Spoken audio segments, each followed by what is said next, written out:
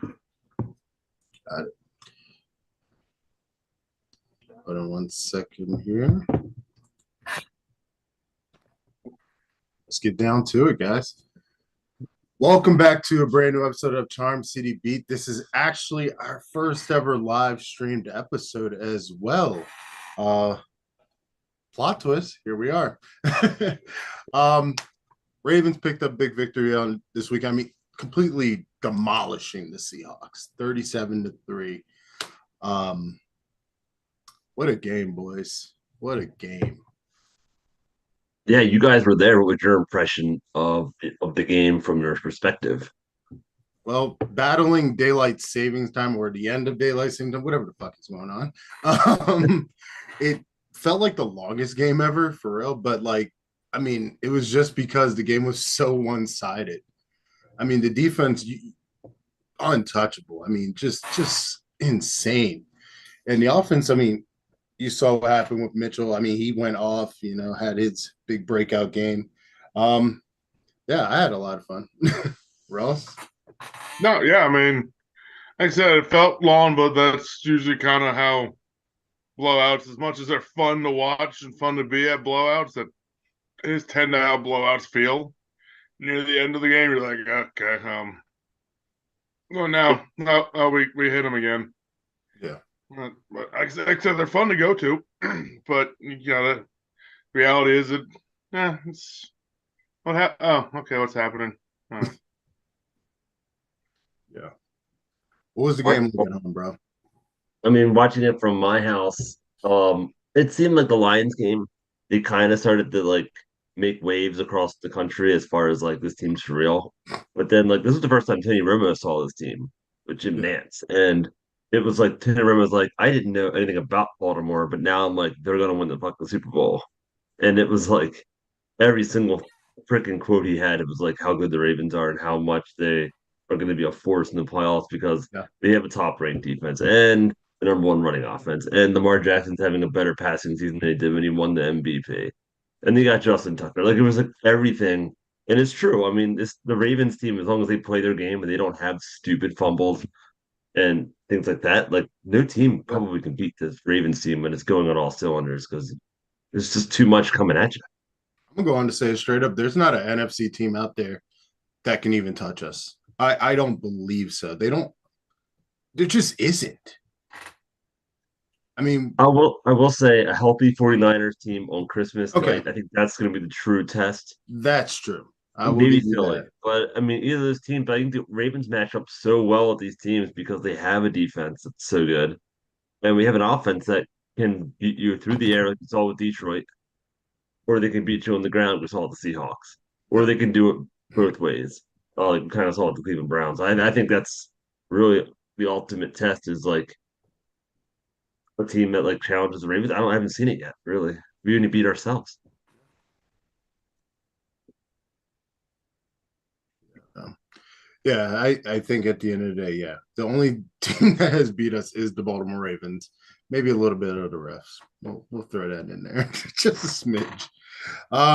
Couple of great. No. OBJ had a great game. 5 catches, 56 yards in his first Ravens touchdown. Um, Birthday week, they had to try to get that in there. If he didn't get a touchdown this weekend, again, I would continue my push as naming him the biggest robbery in Ravens history. 19 million. Are you kidding?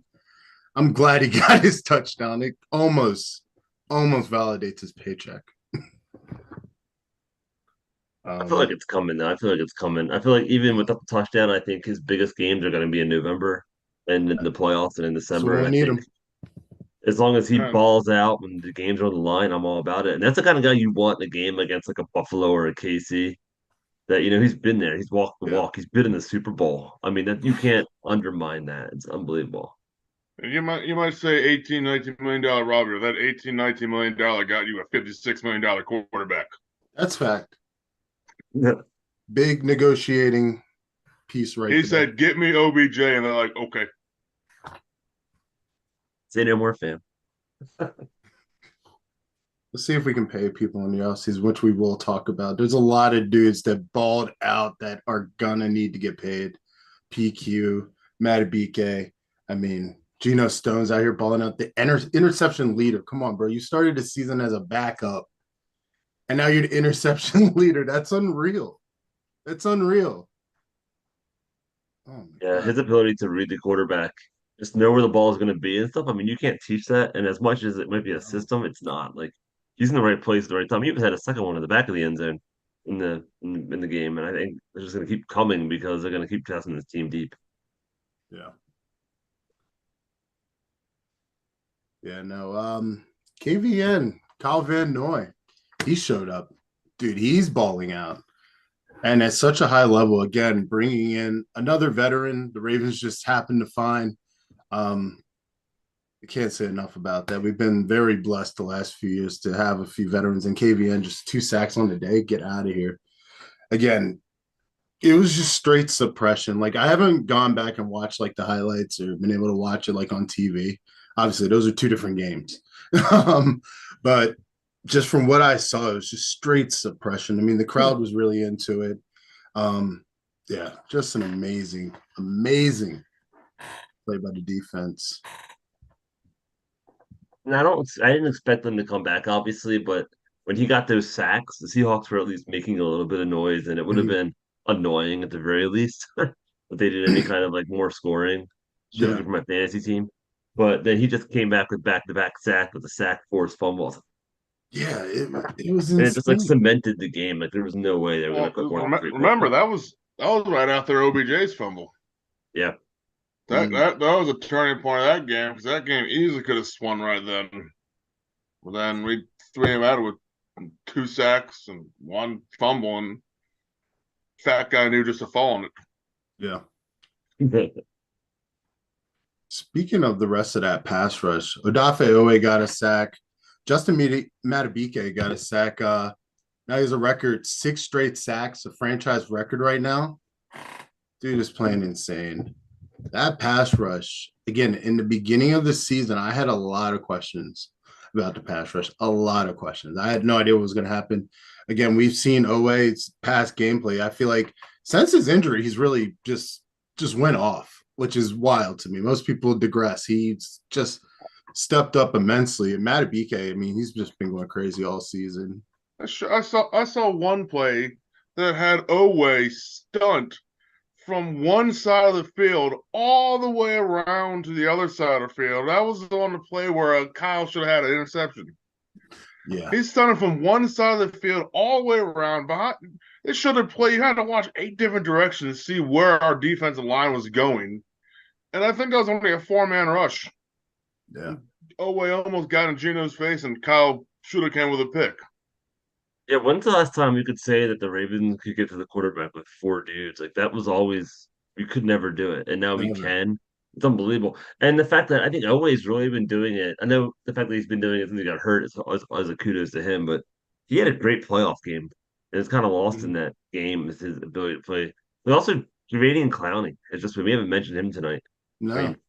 mean, his presence and his veteran leadership has turned this game. Plus, early in games, he really makes his presence felt and sets the tone. And then the other guys just kind of get going. And Yeah. Michael Pierce, we haven't even mentioned his ass.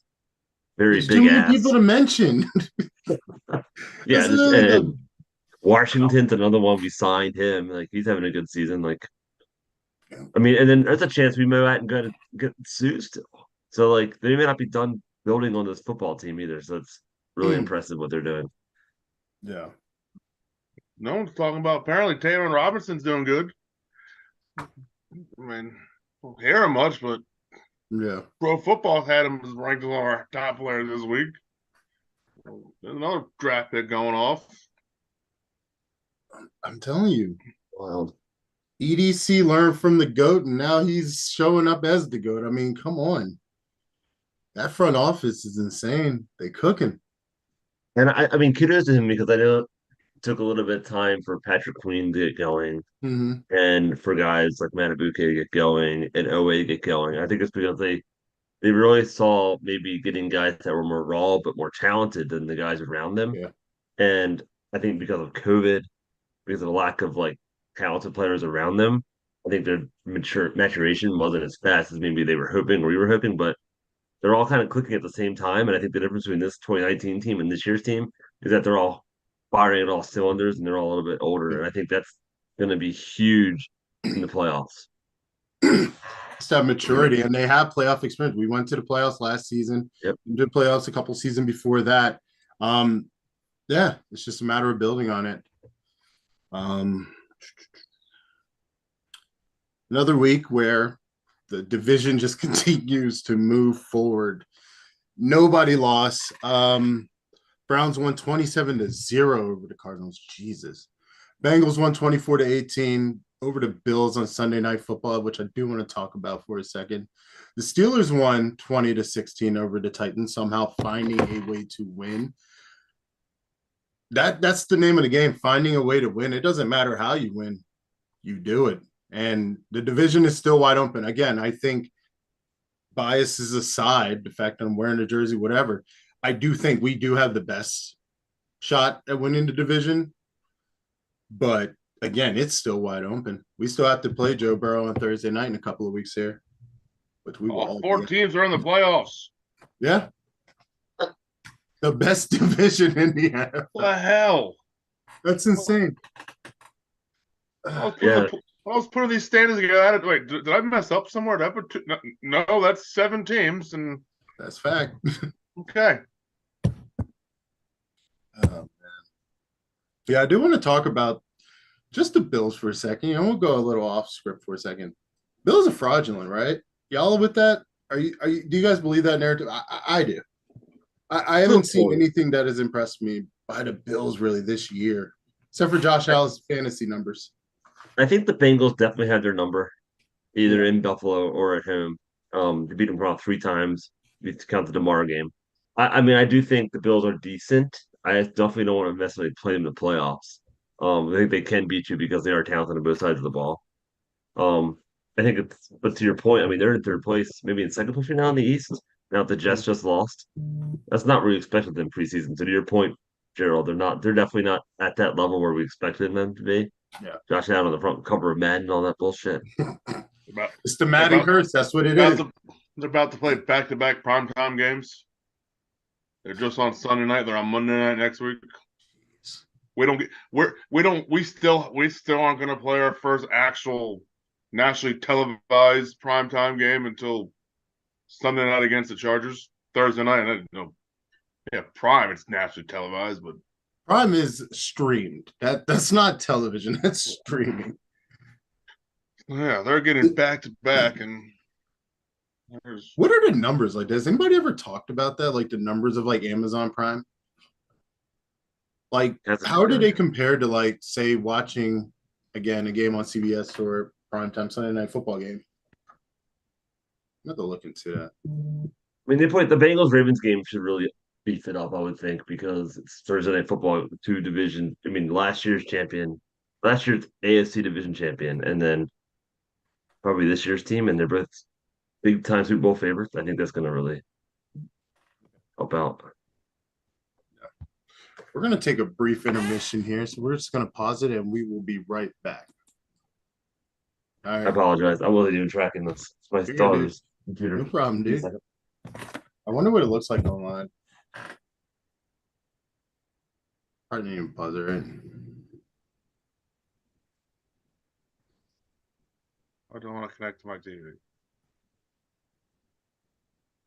We just want the break. That's all it says. Well, no, we're still recording. You just stopped. We're still live. You just stopped recording. That's hilarious. Oh man. Yep. It's that's all it says. That's crazy. There's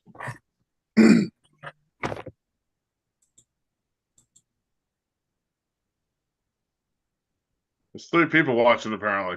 That's crazy. 3 people watching. Yeah, so Jordan went to go get his computer cord. I thought I was pausing the video, but it wasn't. Someone liked it. That's dope. I recorded again. That's crazy. Got 3 people watching. That's awesome. Well, thank you all for watching live right now. First time I'm doing this, we'll probably be trying to do this go forward. Just more simpler, more easier. Stay connected. But nonetheless, here we are back. Jordan is back. Computer charged up. We don't want computers dying on the stream. Sorry about that. So yeah, back to the standings again. Bills could be doing better again. This schedule. It's a very good schedule. Very good schedule. I'm excited. I think again we are going to be really tested. Some really good football, but beating the Seahawks, who again, this isn't a slouch offense. We and Ross talked about in the last episode. They have a really good receiving core. They could have done a lot of damage on a weaker defense, which gives me confidence. Yeah, absolutely. And I think it's now you're seeing the Browns coming up, huge, absolute huge test with Watson under center. And then it's the Bengals on Thursday Night Football. Huge game. We're all gonna be in the house for that. Then turn around Chargers on Sunday Night Football in Los Angeles. Not gonna be an easy game. And then they have I think that's their bye after that, or they play the Rams. But it's just unbelievable. They didn't play 3 games in 30 days or something. It's like they're blessed to have that kind of space between their games. They're going to be very rested going into that Christmas night game against the 49ers, which I think is the true test to see if we're Super Bowl capable. Yeah. Look, this is our reward. We gambled and did not want that bye after London. Everyone's like, I don't know. I should look what happened to Bill. I was like, it's okay. We're about to have a bye near the end of this 17-game season with still big matchups coming up. Like I said, can't forget about the Browns, even though we already talk about that defense. Now the defense we already dominated once, but can't forget about them. Yeah. So they will have Watson, so maybe better than the rookie quarterback that wakes up. Oh, by the way, you're starting today. And then, like Jordan said, the Bengals. Chargers, I mean, I watched them against the Jets. I mean, I wasn't impressed. I think the Ravens are going to eat. Because the Chargers will beat themselves because Brandon Staley's a moron. Surprisingly, he did nothing moronic tonight. Luckily, the Jets were just that bad tonight. But yeah, and I think the Jets being in throw mode the whole game, rolling around the Chargers defense with Mack and Bosa are pin their ears back, and they'll have Chase Young next week. But no, that's 49ers. But I think the Ravens can run the football, and that's going to keep their defensive ends at line. So really, I'm not honestly scared of the Chargers at all. We beat the living piss out of them a couple of years ago. What, the last year? I can't remember, but I expect the same thing this year. Yeah. Right now, the Ravens sit at number 2 in the playoff picture. Of course, too early to call, but can we stay at number 2? I don't want, again, we've talked about it. We don't want a bye week. Let's just the Orioles. They don't want it. Keep playing football. Like, don't stop. Your bye week is the month of December.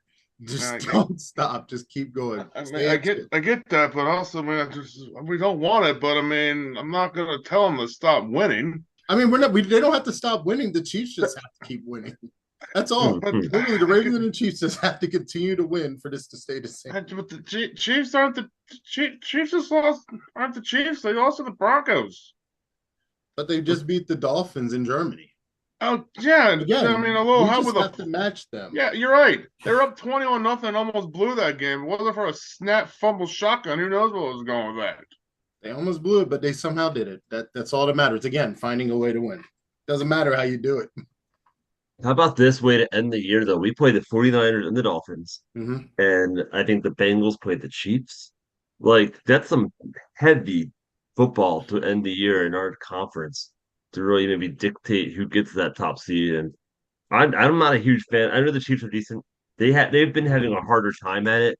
They've taken the long way to get to 7-1, but they could easily be 8. They barely lost on the line. But I think the Ravens at the same time could easily be 8 now. Like they beat themselves in the losses. Yeah. I think in January it comes down to them and us. Yep. Right now, that's what I'm calling. Though I don't want to. I think the Ravens can beat the Bengals. They've already proven it this year. I think when all the chips are on the table, we almost had their asses last year with a backup quarterback, and so I think if that game's in Baltimore, it's going to be a tough game, but that's going to be a great I can't wait to be there for that one. That's going to be in freaking insane. Yeah, without a doubt. That's going to be an insane game. Let's give out the game ball. This is a bit of a no-brainer. Kid that went off, Kenton Mitchell. Jeez, 9 carries, 138 yards, 15.3 yards per carry. What are you talking about? First NFL touchdown. And he's also probably being bid on by all 14 members of our fantasy football league right now. Guilty. Yeah, we all are. Ross is over there still. I can already tell you right now, you two are not getting him. Yeah, well, I don't know Zero if you waiver get it either, dollars. boy. I don't don't even care. need him. I know. I don't know if I'm getting them, but I can guarantee. Go Ross ahead and has bid crab all you want. I mentality. know how much money both of you have. Ross, why are you watching my pockets, bro? It's because that's what you do when you But have it's- a how do you bidding even option. do You that? go look at what you have to bid. It's just check like, oh, what am I bidding against? So He's I a know nice what to I have have. to He's bid. not a need to have. I get that, but I mean, no one else I plan on picking up. I don't need him anyway. I don't necessarily need him, so that's why I'm like, fuck it, see what happens. I have a competition in me. Yeah. Like I said, First off, Jordan, you're number one I'm in not the going to league. go out there and not check what I'm bidding against before I put my offer in. It's public knowledge. It's out there for everyone to see. It's not. I'm pretty sure Sean's going to dump all of his money into him. If he has, He's going to does get he have any 5 left? carries next week. I 38 can yards. tell. I don't think he can. Sean will outbid everybody, get him, and then try to trade him like next week. Sean ain't getting him. He has 19. $19? Yes. Shit, I thought I had a little bit. I only had 90. I have 0. You went nuts. No, well, you're also number one in the league. So it seems like my, it's playing good. my biggest It dumped it in the competition hill. of the Ravens fans is your wife. Oh, man. Colleen does have a full bank account right now in the league. How much is she willing to bid on that? Probably more than you. That's going to be a big number. Dump it all. If she does, I mean, I said in the car. Ross said, Ross, yeah, how much did you bid? Well, how am I going to tell you? I ain't telling you. Tried. Your wife's in competition for that. And she's watching probably right now. I say, if it was just between you two and I know he's going to beat you, I'd let you know, but. You can beat me with $1. Exactly. Actually, no, I don't. I could beat you by just bidding because you're higher than the waiver claim than me, Mr. First Place. I should be in second place tomorrow once the standings update. Well, Brickhouse won, but I think I outscored him now. Well, other game ball outside of everybody's favorite waiver claim, the defense. 2 turnovers, 4 sacks, allowed under 200 total yards, 0 touchdowns. No better defense in the NFL.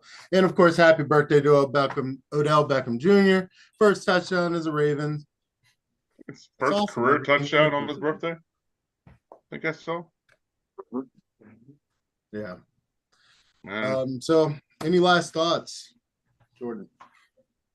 Couple notes real quick on that defensive performance. I saw that the Seahawks had as many first downs, 6, as Ravens had scores, which I thought was just insane.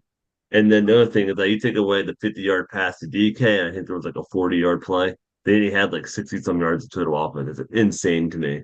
And then on the other side of the ball, I mean, I think this was Monken's his best game to date as a Ravens coordinator. I mean, the Lions game was incredible, but I think the Seahawks game, you saw an offense that put 300.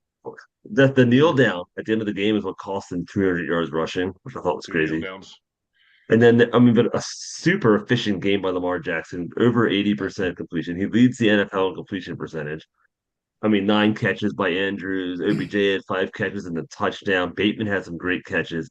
And Flowers was quiet. So they could still do all of that without having a big game from Flowers. He's probably going to blow up next week against a Cleveland Browns team that's not going to let Andrews beat them. So I think that's a lot to be impressed about here, and just to see if they can build on it a little bit and, change up a little bit, because the Cleveland Browns are going to be watching that tape. Yeah. As Gerald has heard me say many times the past few videos, this time the Ravens saw what was working. Like, passing's working a little bit, but our runners also work. Mhm. It was a little odd that Gus only had 5 carries. I mean, Justice Hill ended up leading the backfield, but he basically, after Mitchell's long run, they basically like, you're done. We're good. Hill, guess what? You're garbage time now. I needed him to So get a touch, and he couldn't even help me. How much is it that maybe they're Gus come back from that torn knee? Yeah. And it's basically, you're up by 30 fucking points, and Mitchell clearly can run the football.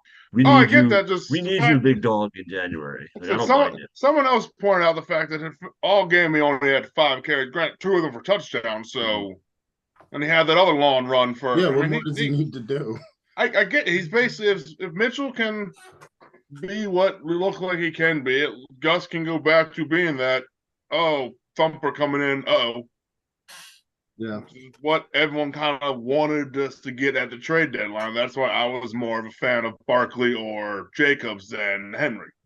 Do you think that Mitchell is that answer? And do you think that you see him? I think out of respect for Gus, he'll get the first carry on Sunday. But I can see a world where he's the bell cow starter. Because I think that speed combination that Mitchell has, I think, is what will beat the Browns more than even Gus Edwards. And I think I love Gus in the second half, just submitting teams on the mat because of just pounding the football down their throats. But I can see Mitchell carrying the rock 7, 8, 9, 10 times in the first half. I'm gonna tell you like this. I'm gonna tell you like this straight up. Yeah. If he continues at this pace, full off season behind him next season, I don't think we have to worry about drafting a running back. I don't think JK will. We already know. I know JK is going somewhere else. That's a no brainer. But again, up until Sunday, one of our biggest thoughts was, who are we going to draft in the second or third round for a running back? We don't have to. If that kid can stay healthy, we keep Gus. Justice Hill has showed he can play. Even if it isn't garbage time, who cares? Dude's balling. We keep that rotation. I'm happy with that running into next year. But again, we still got the rest of this season left. And it's not a system either. Like, I feel like in 2019, it was purely a system of running back. I think Mitchell, he is so explosive. Like, he just blows past his blockers. Yeah. So there was on his long run, that I think 6-yard run, he didn't score on it. The block by Linderbaum was on. I don't know if you guys saw it or not, but he like went around the outside and then just annihilated the tackle, and it was unbelievable clearing the way. Like, it's gonna be stupid as he gets better too. It's exciting. But that does it for our show tonight. Thank you to everyone who's watching live right now. That's totally fucking awesome to do this live. We've done this in many variations over the last 7 years we've been doing this YouTube thing, and this is cool. This is awesome. So we'll be later on this week, we'll be talking about upcoming Browns game. We'll have a preview video for that. Don't forget to like and subscribe, and go Ravens.